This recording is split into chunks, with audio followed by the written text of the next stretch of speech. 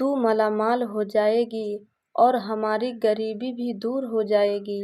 बड़ी नौकरी है मोहित की, उसकी जायदाद हमारी।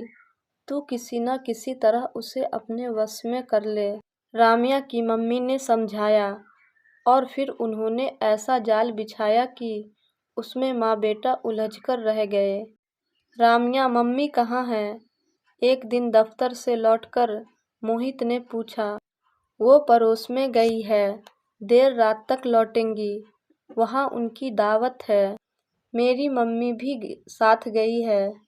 तुम क्यों नहीं गई? आपकी वजह से नहीं गई। राम्या चाय लेकर मोहित के कमरे में पहुंची, जहां वह लेटा हुआ था। आज राम्या ने ऐसा श्रृंगार कर रखा था कि मोहित उसे देखकर सुध-बुध खो बैठा था। चाय देकर वह उसके करीब बैठ गई। उसके बालों की भीनी-भीनी खुशबू से महकती राम्या ने रोमांस भरी बातें करना शुरू किया। मोहित भी उसकी बातों का आनंद लेने लगा। उसने राम्या को अपने सीने से लगाना चाहा, तो बगैर किसी डर के वह मोहित की बाहों में सिमट गई। फिर वो दोनों हवस के गहरे समुद्र में डुबकी लगाने लगे। जब जी भर गया तो एक दूसरे को देखकर शर्मा गए। जब तक राम्या वहाँ रही, मोहित उसे महंगे से महंगा सामान दिलाने लगा। जवानी के जोश में वह सब कुछ भूल गया। अब उसे सिर्फ राम्या दिखती थी। वह अपनी पत्नी को तलाक देकर राम्या को पत्नी बनाने के सपने देखने लगा था। वक्त तेजी से गुजर रहा था। राम्या के वीजा की डेट खत्म होने वाली थी। मोहित ने राम्या से जल्द शादी करने का वादा किया।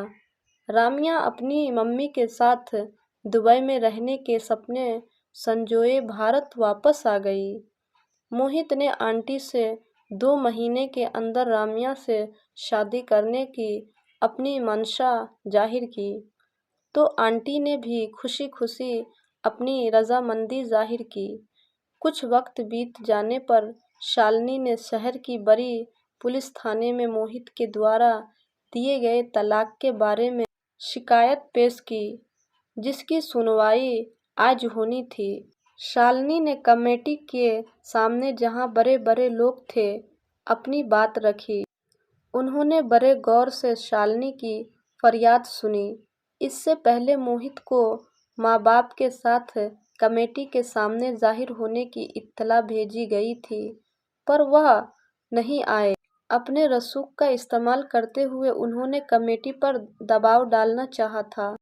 वो तकरीबन 6 महीने तक कमेटी को चकमा देते रहे थे, बार बार के बुलावे पर भी नहीं आए थे।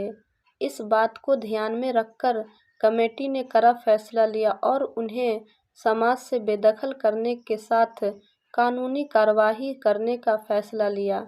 आज कार्रवाई शुरू हुई। मोहित के पिता और दूसरे रिश्तेदार जाहिर थे। कमेटी के अध्यक्ष ने मोहित से पूछा, किस वजह से तुमने अपनी पत्नी शालिनी को तलाक दिया है? इसके अंदर शहर में रहने की काबिलियत नहीं है, यह पढ़ी लिखी भी नहीं है, अंग्रेजी नहीं जानती है, इसे ढंग से खाना बनाना तक नहीं आता है। बेटी, तुम बताओ कि मोहित जो कुछ कह रहे हैं वह सही है या गलत? अध्यक्ष ने पूछा। बिल्कुल झूठ है। हमारी शादी को 3 साल हो गए हैं। मैं एक बच्चे की माँ बन गई हूँ। मैं इनकी हर बात मानती हूँ। मैंने पूरी 7 ड्राइव पढ़ी हैं। इनके माँ बाप और रिश्तेदार मुझे पसंद करके लाए थे। हमने भरपूर दहेज दिया था। अभी तक सब ठीक ठाक चल रहा था, पर अचानक इन्होंने मुझे फ़ोन पर तलाक दे दिया। फ़ोन पर तलाक? कमेटी के सभी सदस्य शालिनी की यह बात सुनकर सकते में आ गए। उन्होंने आपस में सोच विचार करके फैसला दिया, यह तलाक नाजायज़ है। न तलाक देने की ठोस वजह है, न ही तलाक आमने सामने बैठकर दिया गया है। एक तरफा तलाक जायज़ नहीं है। मोहित के तलाक को गैर कानूनी मानकर खारिज किया जाता है। शालिनी आज भी उनकी पत्नी है। उन्हें अपनी पत्नी को सारे हक देने पड़ेंगे, साथ में रखेंगे, कोई तकलीफ नहीं देंगे, वरना यह कमेटी इन पर तलाक के बहाने औरत पर जुल्म करने का मामला दायर करेगी।